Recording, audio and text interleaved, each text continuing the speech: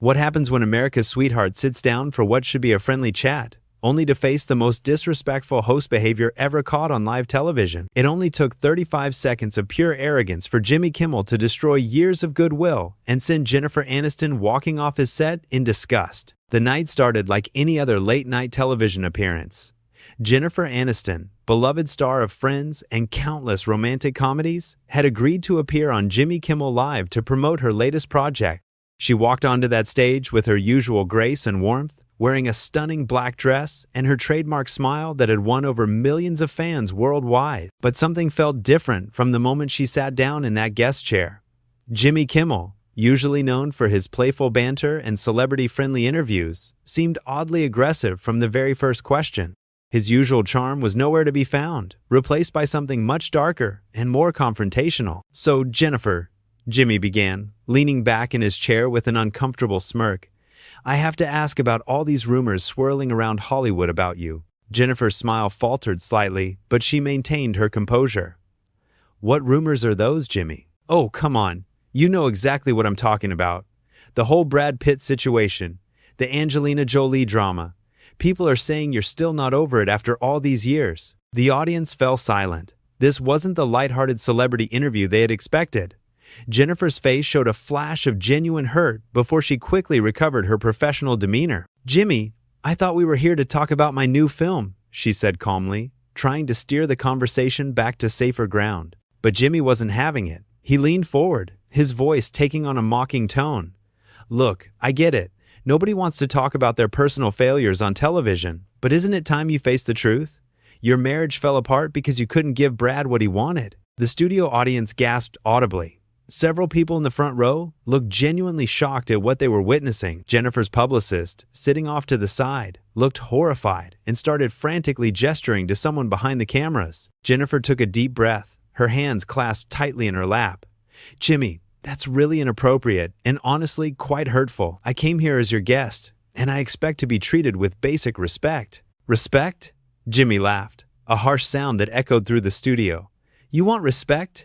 Maybe you should have respected your marriage vows. Maybe you should have given your husband children instead of focusing on your career." The words hit Jennifer like a physical blow. Her face went pale, and for a moment, she seemed unable to speak.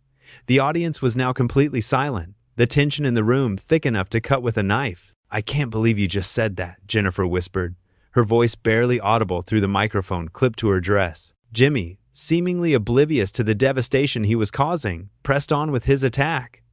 "Oh, what? I'm just saying what everyone else is thinking. You chose career over family, and look how that worked out for you. You're pushing 60 and still playing the same romantic comedy roles from 20 years ago." Jennifer's eyes filled with tears, but she blinked them back, determined not to give him the satisfaction of seeing her break down completely. "You have no idea what you're talking about, Jimmy. My personal choices are none of your business or anyone else's." "Personal choices?" Jimmy scoffed. "When you're a public figure, everything is everyone's business. And the public has a right to know why America's sweetheart turned out to be such a disappointment in real life." The cruelty in his voice was unmistakable now. This wasn't television entertainment. This was a public humiliation disguised as an interview. Jennifer sat frozen in her chair, clearly struggling to process what was happening to her. "You know what your problem is, Jennifer?" Jimmy continued, apparently determined to dig the knife deeper. "You think you're better than everyone else. You think your friend's money makes you untouchable. But the truth is, you're just another aging actress desperately clinging to relevance." That was the breaking point. Jennifer's professional facade finally cracked, and raw emotion flooded her face. "How dare you?" she said, her voice shaking with anger and hurt. "How dare you invite me onto your show just to tear me down like this?" Jimmy leaned back with satisfaction, clearly enjoying the reaction he had provoked. "I'm just asking the tough questions that other hosts are too scared to ask. Isn't that what good journalism is about?" "This isn't journalism." Jennifer shot back, finding her voice again. "This is cruelty. This is you using your platform to bully someone who came here in good faith." The audience began to murmur among themselves, many looking distinctly uncomfortable with what they were witnessing. Some people in the front rows were shaking their heads in disapproval, while others pulled out their phones to record this unprecedented moment of live television drama. Jimmy seemed to realize he was losing the audience, but instead of backing down, he doubled down on his attack. "Oh, so now I'm the bully?" Just because I'm not kissing your feet like every other talk show host? Maybe it's time someone told you the truth about what people really think of you." Jennifer stood up abruptly, her chair rolling backward from the force. "I don't have to sit here and listen to this abuse. This interview is over." But Jimmy wasn't done yet. As Jennifer started to walk toward the edge of the stage, he called out after her, his voice carrying clearly through his microphone. "Running away again, Jennifer? Just like you ran away from your marriage when things got tough?" Jennifer froze mid-step, her entire body tensing. The audience held its collective breath, sensing that something explosive was about to happen. The cameras zoomed in on her face, capturing every emotion as it played across her features. Hurt, anger, disbelief, and finally, determination. Jennifer slowly turned around, her face transformed by a fierce determination that nobody in that studio had ever seen before. The woman who had spent decades being America's sweetheart was gone, replaced by someone who had finally reached her absolute limit. "You want to know the truth, Jimmy?" she said, her voice cutting through the silence like a blade. "The truth is that you're a sad, bitter man who gets his kicks from tearing down successful women. And frankly, it's pathetic." Jimmy's smug expression wavered for the first time that evening. He clearly hadn't expected Jennifer to fight back with such force. "Hey, now, let's keep this professional," he stammered, suddenly looking less confident. "Professional?" Jennifer laughed, but there was no humor in it. "You stopped being professional the moment you decided to ambush me with personal attacks.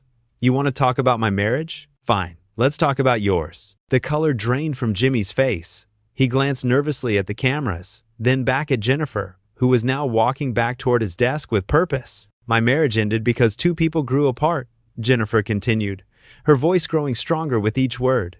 "It happens to millions of couples every day. But you know what doesn't happen every day? A television host using his platform to publicly shame a guest for entertainment." The audience began to applaud, slowly at first, then building to thunderous approval. They were clearly on Jennifer's side now, and Jimmy knew it. He tried to regain control of the situation. "Look, Jennifer, maybe we should take a commercial break and—" he started, but she cut him off immediately. "Oh no, we're not done here. You wanted to have this conversation on live television, so let's have it. You think I'm clinging to relevance? Let me tell you something about relevance, Jimmy. I've been working in this industry for over 30 years. I've built a production company, won awards, and created content that brings joy to millions of people. What have you done besides make mean jokes about celebrities who can't fight back?" Jimmy's face was now bright red. He loosened his tie and shifted uncomfortably in his chair. "I think you're overreacting," he said weakly. "Overreacting?" Jennifer's voice rose with indignation. "You just told a national television audience that I failed as a wife because I chose not to have children. You think that's something to joke about? You think that's entertainment?" The studio fell completely silent again. Jennifer's words hung in the air, and even the camera operators seemed transfixed by what they were witnessing. "Do you have any idea?" Jennifer continued, her voice now trembling with emotion.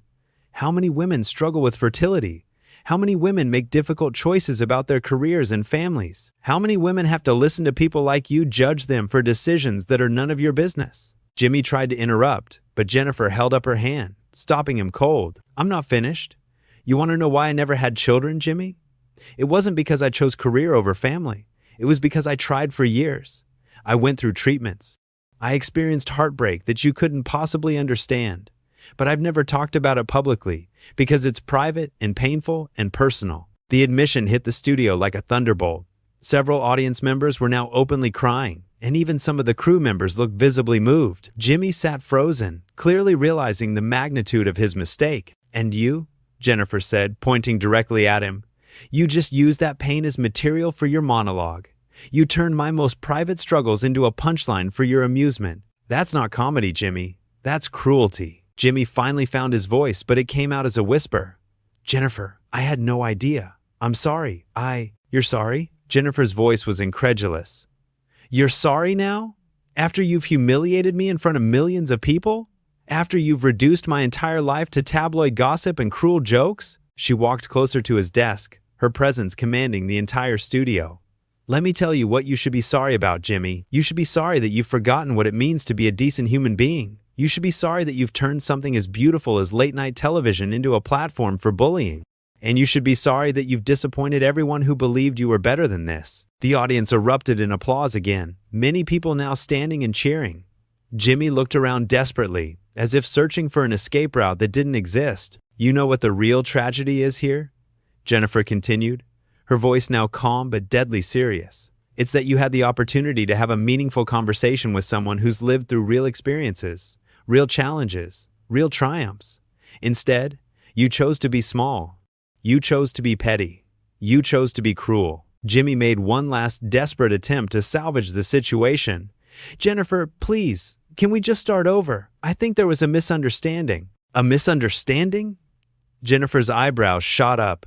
"There was no misunderstanding, Jimmy. You knew exactly what you were doing. You planned this attack from the moment I walked onto your stage. You thought you could break me down and get some viral moments for your show." She paused, letting the weight of her words sink in. "But here's what you didn't count on.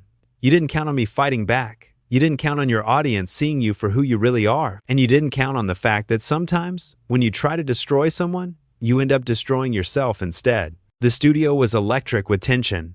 Jennifer stood tall beside Jimmy's desk, looking every inch the powerful woman she had always been. Jimmy, meanwhile, looked smaller than anyone had ever seen him, hunched in his chair and avoiding eye contact with everyone around him. "I want to say something to your audience," Jennifer said, turning to address the cameras directly. "To anyone watching this who has ever been bullied, who has ever been shamed for their personal choices, who has ever been told they're not enough, don't let anyone make you feel small.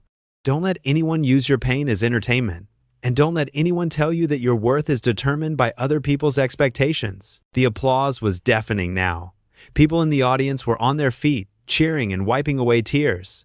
Some were holding up their phones, capturing this extraordinary moment of television history. Jimmy tried one more time to speak, his voice barely audible over the applause. "Jennifer, I really think we should—" But Jennifer was already walking away, her head held high and her dignity intact. As she reached the edge of the stage, she turned back one final time. "You know what, Jimmy?" Jennifer said, her voice carrying clearly across the stunned studio. "I actually feel sorry for you, because tomorrow morning, you're going to wake up and still be the person who thought this was acceptable behavior. And I get to wake up knowing that I stood up for myself and every woman who's ever been in my position." The words hit Jimmy like a physical blow. He slumped further into his chair, any trace of his earlier arrogance completely gone. The man who had started this interview as the powerful host was now nothing more than a deflated bully who had finally met his match. "This is what happens when you mistake cruelty for comedy," Jennifer continued, her voice gaining strength with each syllable.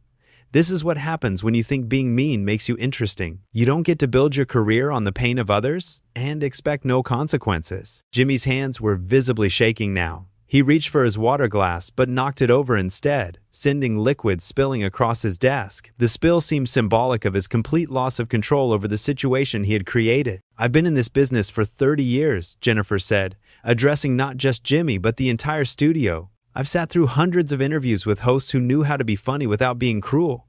Hosts who understood that their job was to make guests feel welcome, not to tear them apart for sport." The audience murmured in agreement.